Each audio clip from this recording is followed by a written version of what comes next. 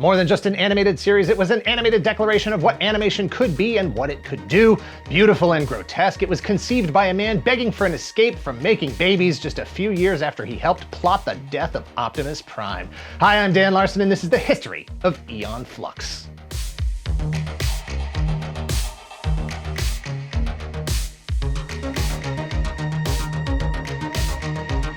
Eon Flux is a revolutionary animated series that originally aired as a 12-minute pilot broken into 6 2-minute chapters as part of MTV's animation showcase Liquid Television in 1991. It spawned a multimedia franchise and inspired an entire generation of animators, comic book artists, and dominatrices. Somewhere in time, somewhere in space, on some unnamed planet, the nations of Monica and Brna are at war, divided by a near-impenetrable barrier zone saturated with cameras and machine guns that allows both cultures to maintain some sense of day-to-day normalcy. Eon Flux is an agent from Monica who has become very good at infiltrating Brna's 24-hour nationwide surveillance state. Dressed in a uniform indicative of her individual and societal freedom, she's looking for information, for evidence, for a reason to either kill or fall in love with its most powerful leader, Trevor Goodchild. Goodchild is one of a few very powerful members of Brenian society with the means to control the levers of power. With access to all those cameras, the ability to manipulate people's lives for his own benefit, while he plays God with science, technology, and evolution. It's a brutal, bloody, weird, terrible, sexy war that will never end because the fear of murderous Monicans is exactly what Goodchild needs to justify his grip on ultimate power in Brna, and a world forever at war is the only way to manifest true freedom and independence for Eon Flux. Thank you to 80stees.com for sponsoring this video. Click the link in the description below and use code TOYGALAXY to get 30% off your order today. What's the first thing that pops into your head when I say the 1980s or the 1990s? Don't think about it, just say it. 1, 2, 3, Rubik's Cube. Yes, they have that, or they had that, or they will have that. 80stees.com is constantly refreshing their inventory with officially licensed t-shirts featuring characters, quotes, and logos from cartoons, comics, TV shows, movies, wrestling, and music from the 1970s through the 2000s. So while I can't guarantee that everything you can think of will be in stock, I can guarantee that you'll always be surprised by the range of their selection. 80stees.com has something for everyone. Your favorite heroes like Batman, Spider-Man, Mega Man, Deadpool, and Wolverine, Voltron, both Lion and Vehicle, Star Wars, Stargate, old and older Battlestar Galactica, Motley Crue, Biz Markie, Pink Floyd, and Jimi Hendrix. Find the shirt that's right for you, the one that speaks to your interests, and lets the world know that there's no bigger fan of scratch and sniff stickers, Spam, or Kellogg's Fruit Loops than you. And you can prove it because you're wearing the shirt. Click the link below and use code TOYGALAXY for 30% off your order today. Again, that's code TOYGALAXY for 30% off your order. And thanks again to 80stees.com. Eon Flux was created by Peter Chung. Born in 1961, he attended the California Institute of Arts, or Cal Arts, from 1979 to 1981. He quickly found work in animation at studios like Hanna-Barbera and Disney. In 1983, he was an animator and layout artist on Ralph Bakshi's film Fire and Ice. In 1984, he did storyboards for Marvel and Sunbow's The Transformers animated series based on Hasbro's line of toys, licensed from Japanese toy manufacturer Takara. See, Takara had this one line of toys called Diaclone and another line of toys called Micro. His work on the animated series parlayed into work on 1986's The Transformers the movie. Once again providing storyboards, he literally helped plot the on-screen death of longtime 80s kids' father figure, beloved robot truckman, Optimus Prime. From there, he worked as the art director and character designer on the 1987 Teenage Mutant Ninja Turtles animated series, storyboarding the iconic opening theme song sequence and establishing the looks of several core characters. He did similar work for Cops in 1988 and Ring Raiders in 1989, and in 1991 he moved from action heroes to, well, babies as the character designer on Nickelodeon's Rugrats. Good work if you can get it, but Chung was frustrated with the creative limitations of the series. I was actually working on Rugrats for Nickelodeon. And I was feeling very frustrated about having characters that were very limited in what they could do and things that they could say. And I think that probably Eon Flux came out of my frustration. Chung was delivered from the nursery by Japhet Asher in 1991. Asher was a partner and producer at Colossal Pictures, an animation and visual effects house developing a new series called Liquid Television for MTV. The mission of Liquid Television was to mash a bunch of animators and animation styles together in a series of unrelated shorts that echoed the manic late-night channel flipping of teens and young adults. To metaphorically put all their pop culture interests in a blender and see what pours out the other end. For Liquid Television, Asher wanted Chung to develop a new series with a spy versus spy theme rooted firmly in Chung's visual and narrative style.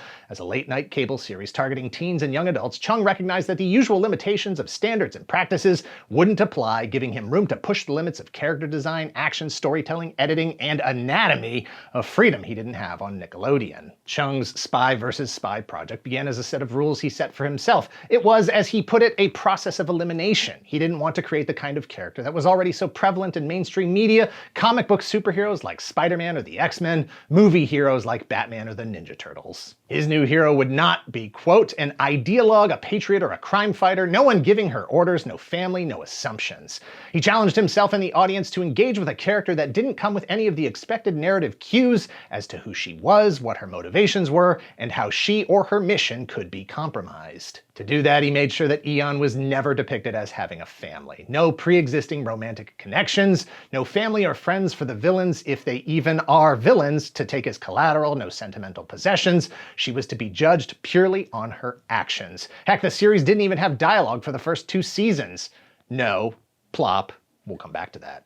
Eon Flux was Chung's attempt to re-evaluate the depiction of action heroes in media and the audience's relationship with the choices that those characters make, at the same time pushing the medium of animation to a degree of maturity outside of its exclusive use as children's entertainment, while imbuing it with philosophical complexity usually reserved for novels by authors with names like Kafka and Nabokov. Liquid Television was a show designed with short attention spans in mind. Each 30-minute episode featured as many as 14 short segments, a perfect fit as MTV had already cultivated an audience comfortable with a constantly shifting broadcast delivered in short segments, a generation raised on commercials broken up by commercials with sugar coursing through their veins. Whether you think Eon's combat attire is practical or not, Chung designed the characters to keep those hyperactive eyeballs on screens as long as possible. You are supposed to be shocked. You are supposed to gawk, mouth agape long enough to get invested in the characters. As he put it, quote, to seduce the viewer and get them to keep watching even though they may not understand exactly at every moment what was happening.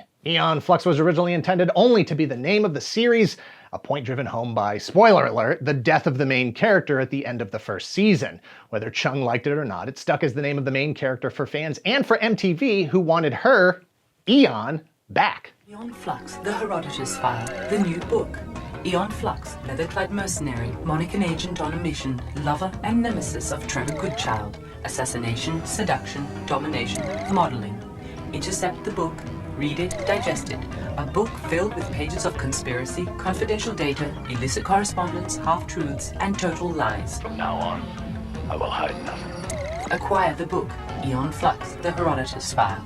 Infiltrate the world of Eon Flux.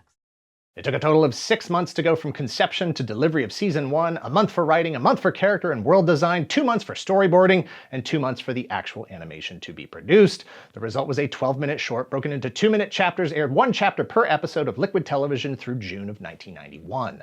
Peter Chung killed off Eon Flux at the end of season 1 because he thought that was the end of her story. That was the point of the story. For all her heroism, for all the incredible, precise, sexy violence, she failed to accomplish her mission, and it was all for nothing. Her intended target was already dead when she got there, and then, spoiler alert, she fell off a building after stepping on a thumbtack.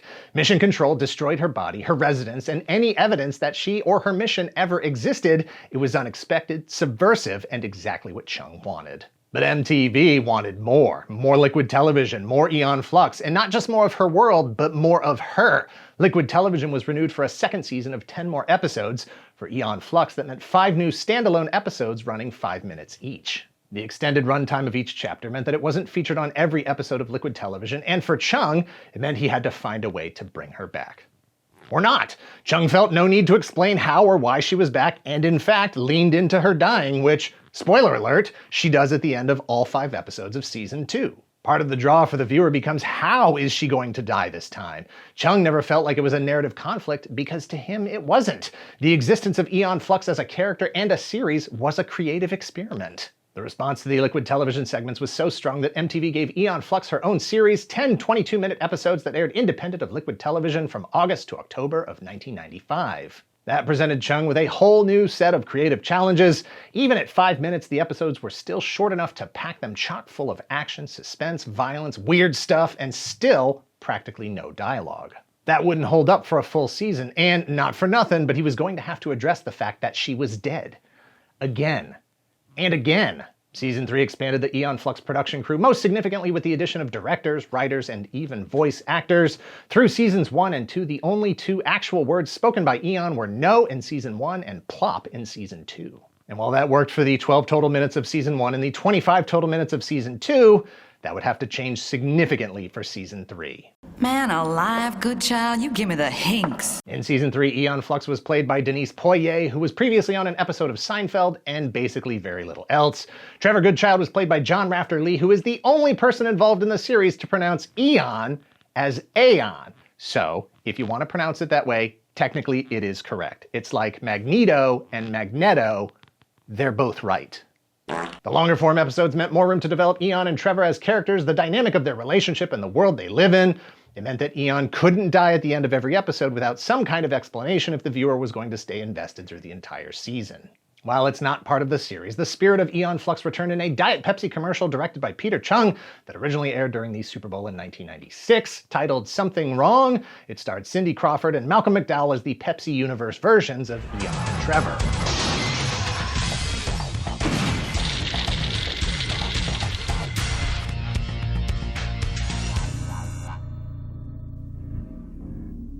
Now I know you're crazy.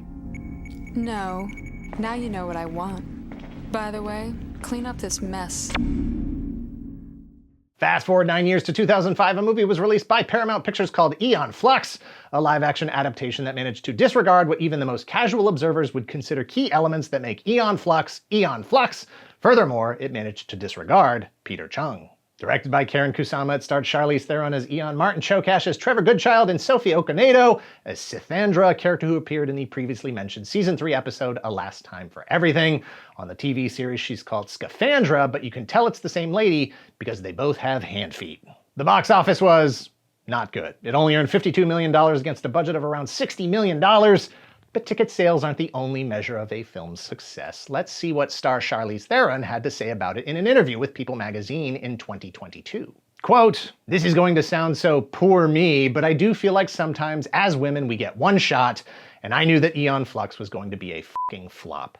But hey, that's just one very successful actress starring in the movie she called a fucking flop." Let's see what Eon Flux creator Peter Chung had to say about it in a 2006 interview. Quote, "The movie is a travesty. I was unhappy when I read the script 4 years ago. Seeing it projected larger than life in a crowded theater made me feel helpless, humiliated, and sad." He continued, "Maybe the makers didn't understand the source material and thought they were being true to it, or they understood it but didn't think it would appeal to a wide enough audience and altered it to suit their presumed target. Presuming to know what an audience wants to see and tailoring the product to fit is a method that sucks all the drive I'd have to ever create anything." Oh, and one more thing, quote, "The original impetus behind the Eon Flux pilot was a critique of the manipulation of sympathy in Hollywood movies. Eon Flux was never an action vehicle. The only 2 episodes in which Eon does much physical fighting are the shorts Pilot and War, in which her violent actions are portrayed as preposterous and futile, not heroic. How can anyone watching those shorts not get it?" Eon Flux, the animated series, was released on VHS in 1996 and in a DVD box set to coincide with the release of the live-action movie in 2005. The box set gave Chung the opportunity to revisit some of the scenes he was unhappy with, create additional visual effects, and add some new scenes, which some fans have said is a very George Lucas thing to do. Chung insists that those parts weren't technically finished the first time, so, and these are my words, not his, piss off. As of this video, the entire series can be streamed on Paramount Plus or a variety of other streaming services. Unfortunately, Eon Flux's one shot at a movie bombing so hard meant that there wasn't going to be a sequel or any kind of development on the brand for a very long time. In 2018, there was talk of a live-action series for MTV produced by Jeff Davis and Gail Ann Hurd. 3 years later, in 2021, that live-action series was rumored to be at Paramount Plus in partnership with MTV Entertainment Studios. As of 2023, there were reportedly 2 episodes written, and Davis himself was planning to direct. As of this video, there is no further news to report. Before Cartoon Network's Adult Swim or HBO's Spawn, MTV was the home for exciting new animation. MTV was part of the gathering storm of Japanese animation in the years before Ronin Warriors, Sailor Moon, Dragon Ball Z, and Gundam Wing landed on mainstream television in the US. Liquid Television tapped into an audience raised on cartoons looking for cartoons that appealed to their maturing interests, and Eon Flux delivered. But for all Chung's efforts to create the antithesis of a Hollywood action hero, Hollywood bought into it for all the wrong reasons and turned her into the thing she was never meant to be. Maybe next time Peter Chung won't be so subtle. Boy. Oh, I know I'm hot. I'm wearing 2 shirts. Why are you hot? You're wearing pants. I'm wearing shorts.